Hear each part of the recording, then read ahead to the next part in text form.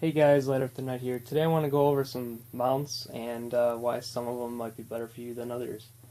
So without further ado, let's get started. I'm going to begin with the Norotos Rhino Arm. I'm sure all of you have seen this arm. It's a pretty standard arm. To get the night vision down, you simply pull it down. To get the night vision up, you simply push it up and out of your way. It's very simple, and for beginners or someone who just wants the cheapest mount out there, this would be the one for you. You have a lever right here where you can adjust the angle. You can bring the angle up or down, and that adjusts for when you have the night vision on your face. Then you have this lever down here, and you simply push it down, and you can adjust how close you want it or how far. It has set grooves, so you're not going to be able to adjust it perfectly, but you can get it close enough. Next up, I have what I have researched is a prototype Norotos mount. It's supposed to be kind of an updated version of the Rhino Arm, and you still, to get the night vision out of your face, you just bring it up, and to use it, you just yank it down. It's as simple as that. Now, something that it beats the Rhino Arm on is you could adjust the height. So you just flip this lever down, or actually forward, and you could adjust how high or how low you want the nod to sit on your face. And it doesn't have any set grooves, so you could set it perfectly. And to set it back, you just simply push the lever back, and it's held in there by friction. It has the same adjustments for the angle as the Rhino Arm. And right here, you just give this a quarter turn, and now you can slide this perfectly to wherever you want it, which is really nice. This one and the Rhino Arm both use the bayonet style, but I believe you could actually switch this out with a dovetail. Next up, we're going to go over the TATM by Norotos. And the TATM actually is a pretty big upgrade from both of those, as it has a button on the side. You simply push that button, and now you can flip your nods down. It's a lot simple. You don't accidentally have your nods falling down when you're running or jumping or doing any other type of idle movement like you would with the other arms.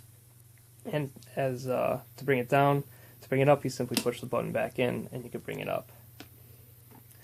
To put the to adjust how close and far, you simply push this lever down, and it has set grooves, so you can figure out which one is best for you.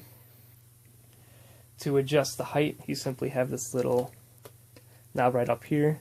You can turn it, and it brings it up, or you can turn it and it brings it down. And on the side, it has the lever just like the other two, where you can adjust the angle of your nods. And right here is the release lever for your night vision. You simply roll this down, and this little bar in here lets you take out the nod. So, I really like this mount.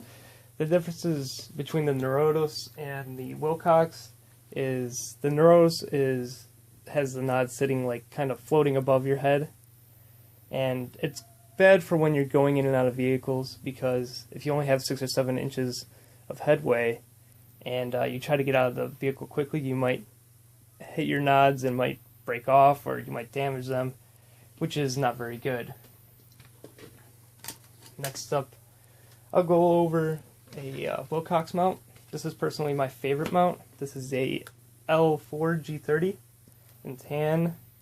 Just like the TATM, it has a button. You push it down, you can swing the arm down. You push the button in, you can swing the arm back up. It's nice, and it lets you control the nod and without it accidentally coming down. I like this because, well, I like this mount because if I'm in a vehicle and I need to get out, instead of having the night vision floating above my head, it's in front of me, and I kind of have more awareness of where it's at. To adjust this for how close you want it to your face, you just simply push this button in, and this one. You can bring it closer, or you can bring it farther. Cool thing about this mount is it has these 2 set screws. I think you can see it, and you can adjust the tension, and so it will eliminate all the wobble inside this mount. And then to take off your nod, you simply push this button in, and as you can see inside, it releases the dovetail, which releases your night vision. To adjust the height, you simply push this bar over, and you can adjust how high and how low you want it. And to put it back, you simply just roll it back. To adjust the angle, you have this knob right here, and you simply just turn it. And you can adjust the angle that way. Now this also has another pair of set screws, which is really nice. Right here, you see the two right here and here. And that adjusts the friction for when you bring it down and lift it up. And it's really nice because it eliminates pretty much all wobble inside this mount. Now this mount, unlike the other two, is not a quick disconnect. So you screw in these, you screw it in directly to your helmet, and this is a whole package. You don't have to buy anything else. It just comes like this, and you cannot quick disconnect this from your helmet. Next up, I have the Wilcox L2 G05 mount. This is a good mount. It's kind of the older version of the L4 G30. It has the same functions. You push the button in, you can bring your nod down, you push the button in, you can bring the nod up.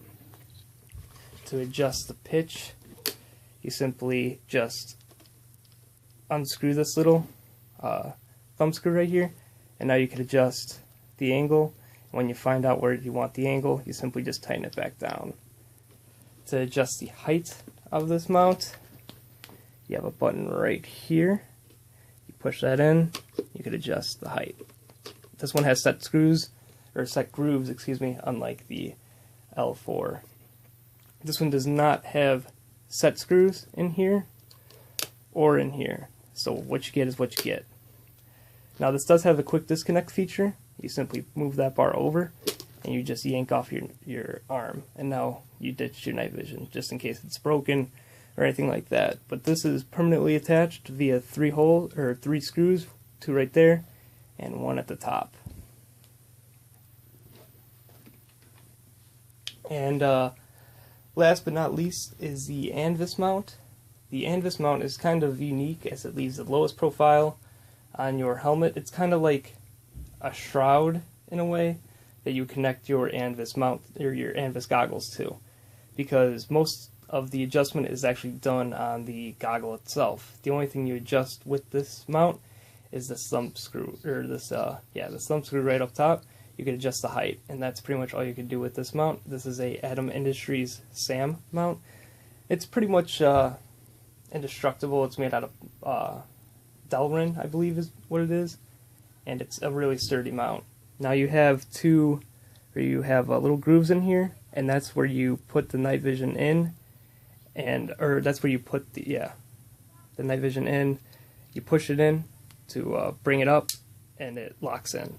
Now to put the night vision inside the actual mount is you have this groove right here and right here, and it locks in. I don't know how sturdy this mount is and how much wobble is built into it, as I don't have Anvis goggles. But the cool thing about the Anvis goggles is that every mount has pretty much every mount has a wire, and you connect battery pack to inside this, and you usually run it in the back of your helmet, and you get about 50 or so hours of runtime on your nods. So, and also the profile is very similar to the Wilcox, as it's in front of your head and not hanging on top of it, which is nice for getting in and out of vehicles. So I hope you guys enjoyed this little video. I hope it was informative for you. I hope to do more in-depth videos on each mount. That'd be kind of a lot more informative. So if you like this video, please rate, comment, subscribe, do all that fun stuff like me on Facebook, and have a good day.